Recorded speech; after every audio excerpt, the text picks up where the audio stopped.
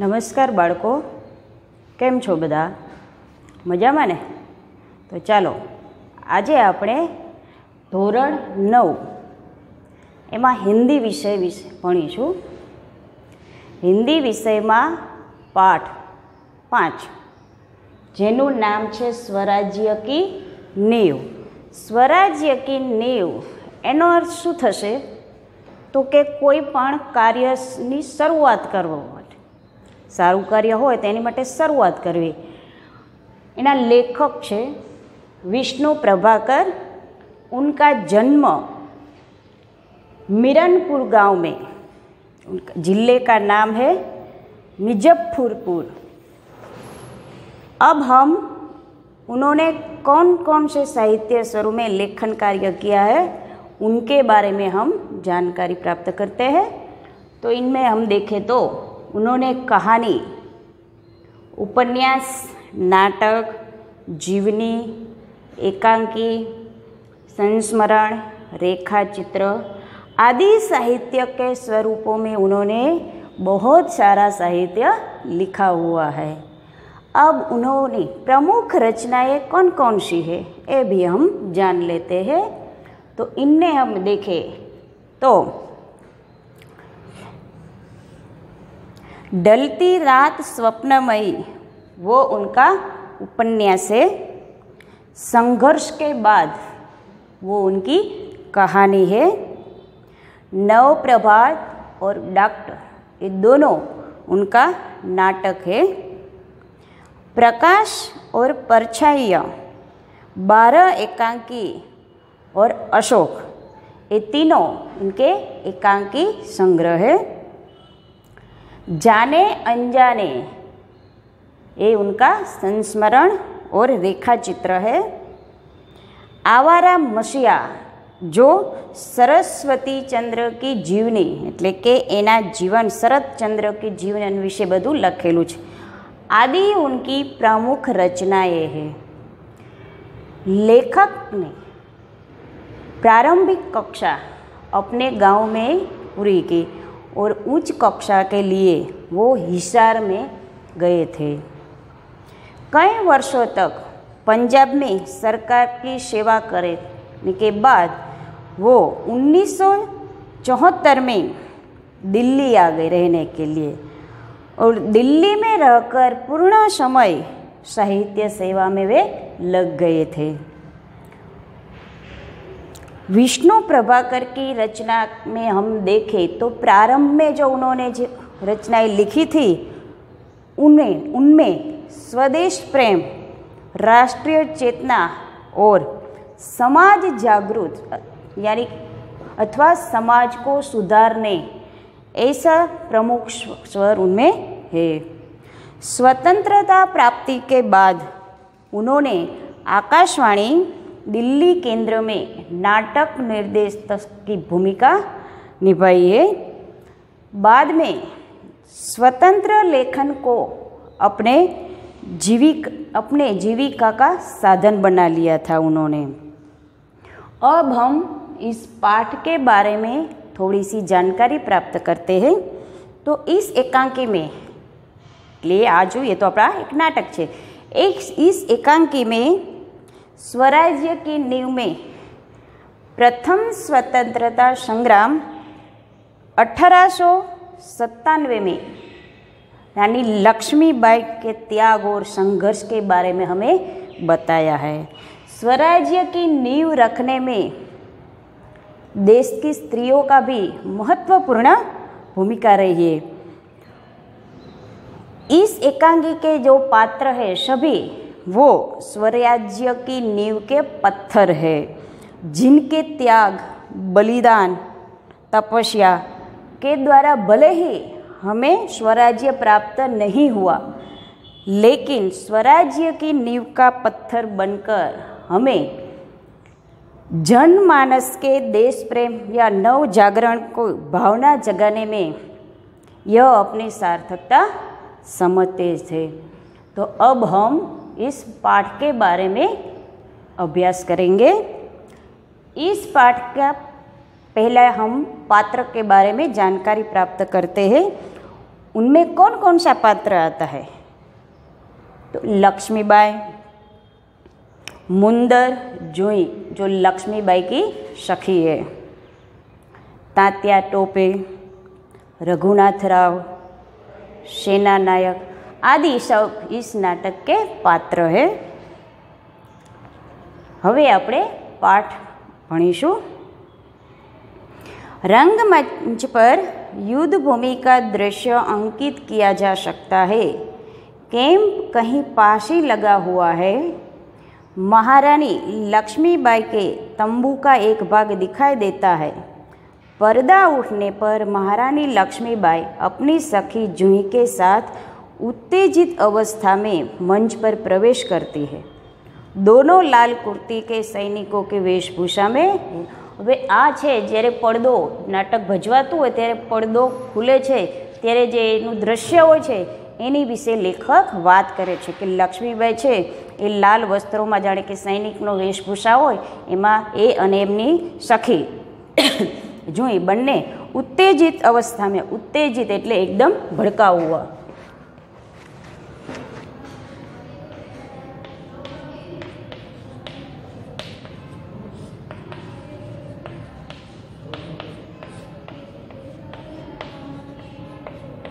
એટલે એકદમ આવેશમાં દોનો એ આવે છે।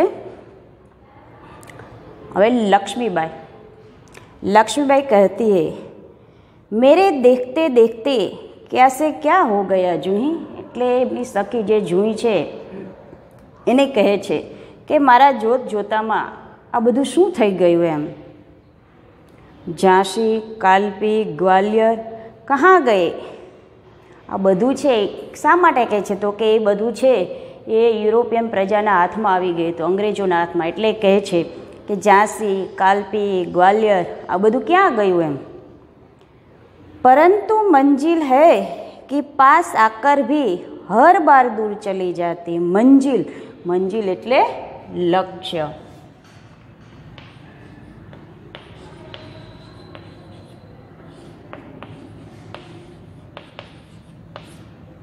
લક્ષ્ય અથવા ધ્યેય,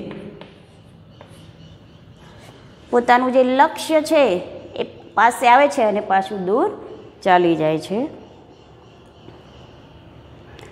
स्वराज्य को आते हुए देखती हूँ, परंतु दूसरे ही क्षण मार्ग में हिमालय अड़ जाता है। अड़ जाता એટલે મુહાવરો છે અડ જાના।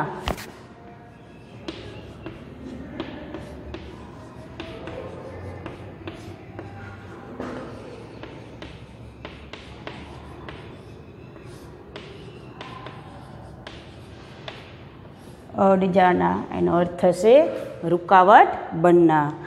તો કે જેવું હું સ્વરાજ્ય મળશે એવું જોઉં છું ત્યાં બીજી જ ક્ષણોમાં હિમાલય જેવી, હિમાલય કેમ ખૂબ જ મોટો પર્વત છે એવી જ રીતે મોટી મોટી મુશ્કેલીઓ અથવા તો રૂકાવટ મારા જે ધ્યેય છે એની વચ્ચે આવી જાય છે। ઉસે પાર કરતી હું એટલે કે એ મુશ્કેલી, એ આફતોમાંથી બહાર નીકળવાનો પ્રયત્ન કરું છું ત્યાં तो महासागर की डरावनी लहरें थपेड़े मारने लगती है। लहरें थपेड़े मारना एक मुहावरो है।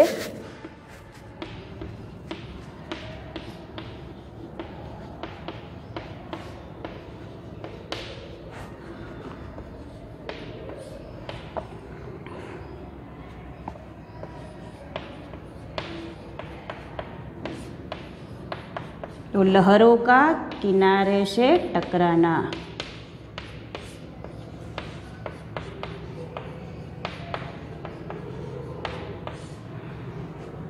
જેમ લહેરો કિનારા સાથે ટકરાય એવી રીતે વાત કરી છે। તો કે હિમાલય જેવી મોટી મોટી મુશ્કેલીઓ સામે આવે છે અને એમાંથી બહાર નીકળવાનો હું પ્રયત્ન કરું છું ત્યાં મોટા મહાસાગરમાં કે મોટા મોટા સમુદ્રમાં મોટા મોજા આવતા હોય એવી જ રીતે એની સામે પાછી બીજી મોટી મુશ્કેલીઓ આવીને ઊભી રહી જાય છે। મુશ્કેલીઓ એટલે એને પોતાના જ માણસો સાથે ઘણી વખત સંઘર્ષ કરવો પડે છે એને। ઉનસે જૂજતી હું, જૂજતી એટલે શું થશે? શબ્દ અર્થ છે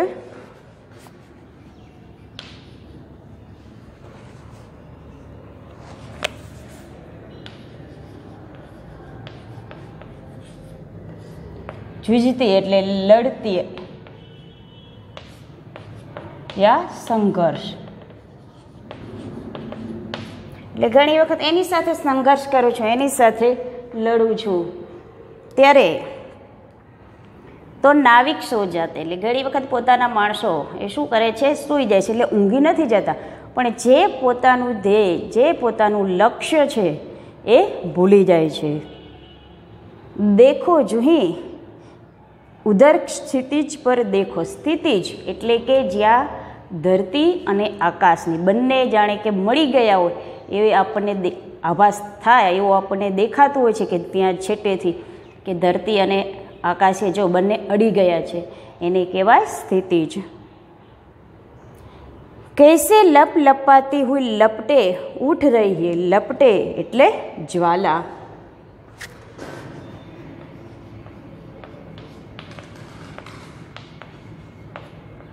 એટલે કેવી મોટી મોટી જ્વાલાઓ ઉઠી રહી છે. સારા આકાશ ધૂમ ઘટાઓ છે છાયા હુઆ, આખું આકાશ છે ખૂબ જ ઘટાઓથી છાયેલું છે. प्रलय की भूमिका है लेकिन राव साहब है कि रक्तमंडल की छाया में ऐशो आराम में मशगूल है. ऐशो आराम यानी कि પોતે આનંદ ભોગ વિલાસનું કહેતા હોય છે, વિલાસપ્રિયતા. એટલે શું કહે છે, અત્યારે પ્રલય એટલે કે સૃષ્ટિનો વિનાશ થઈ જાય એવું અત્યારે, કારણ કે અંગ્રેજો એમને છે એ બધું છે ધીમે ધીમે પોતાનો અંગ્રેજો છે પોતાના કબજામાં કરી રહેલા કહે છે. અત્યારે યુદ્ધનો સમય છે અને રાવ સાહેબ એવા છે કે પોતાના અત્યારે એશો આરામમાં એકદમ મશગુલ છે. આવેશ મેં આતે સહસા મૌન હો જાતી હૈ, સહસા એટલે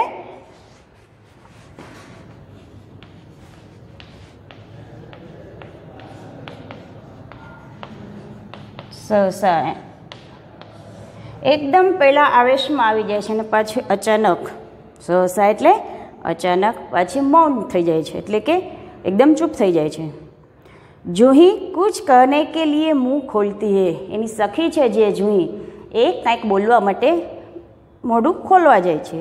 ત્યાં કે મહારાની ફીર બોલી ઉઠી, જુહી કંઈક કહેવા જાય છે ત્યાં રાણી લક્ષ્મીબાઈ છે એ પાછી કંઈક બોલે છે.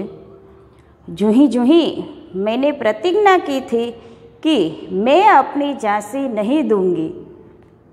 એની સખીને જોઈને કહે છે કે મેં પ્રતિજ્ઞા કરી છે કે હું મારી ઝાંસી છે એ કોઈને એટલે કે અંગ્રેજોના હાથમાં ક્યારેય આવવા દઈશ નહીં. લેકિન ઝાંસી હાથ સે નિકલ ગઈ, જુઈ હાથ સે નિકલ જાના.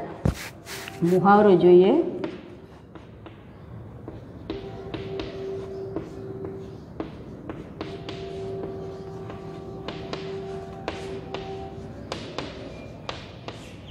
तो अपने बस में न रहना.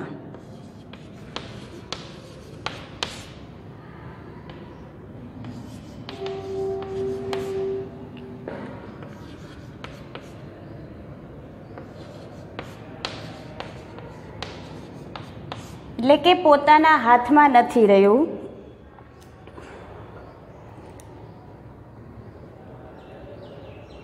सहसा तीव्र होकर એકદમ ઉત્તેજિત થઈને નહીં નહીં ઝાંસી હાથ સે નહીં નીકળી, પછી પોતે ને પોતે ના હજી ઝાંસી છે એ મારા હાથમાંથી નથી ગઈ. મેં અપની ઝાંસી નહીં દૂંગી, હું મારી ઝાંસી છે એ અંગ્રેજોને આપીશ નહીં. મેં અકેલી હું લેકિન ઉસસે ક્યાં, મેં અકેલી ही ઝાંસી લેકર રહુંગી. જો કેવી હિંમતવાન છે, એના વિચારો પણ એકદમ જ, હું એકલી છું, કારણ કે એના બીજા સાથીઓ છે એ તો બધા એશો આરામમાં એકદમ મશગુલ હોય છે.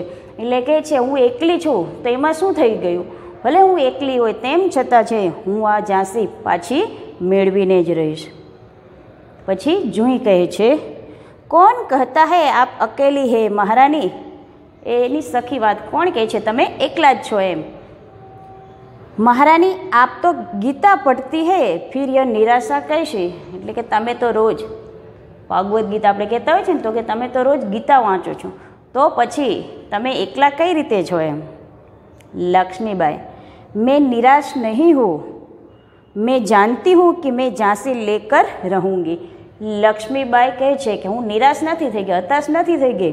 હું જાણું છું કે હું ગમે તેમ કરી અને આ ઝાંસી છે એ હું પાછી મેળવીને જ રહીશ.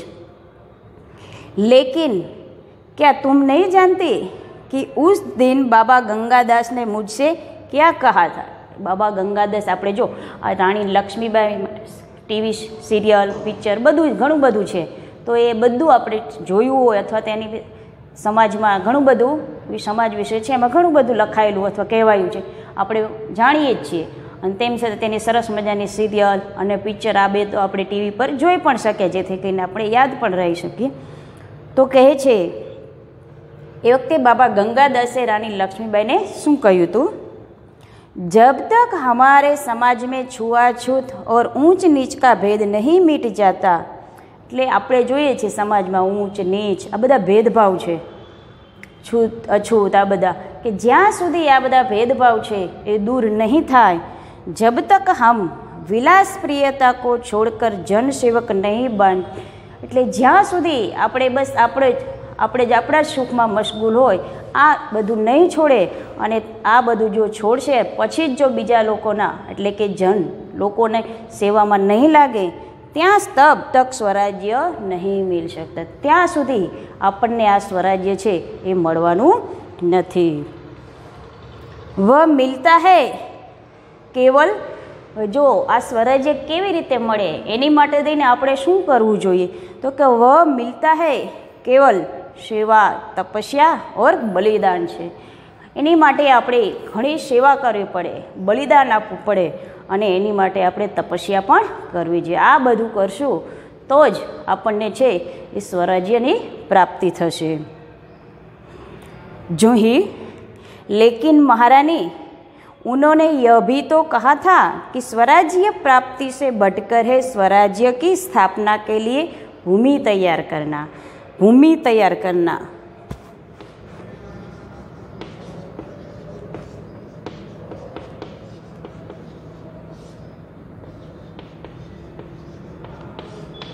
तो भूमिका बनाना.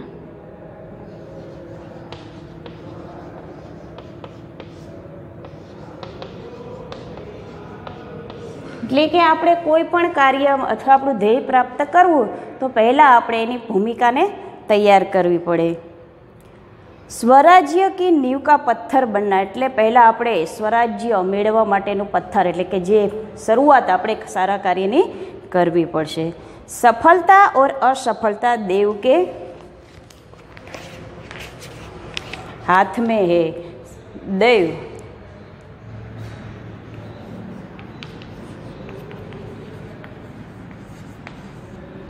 ઈશ્વર અથવા ભાગ્ય.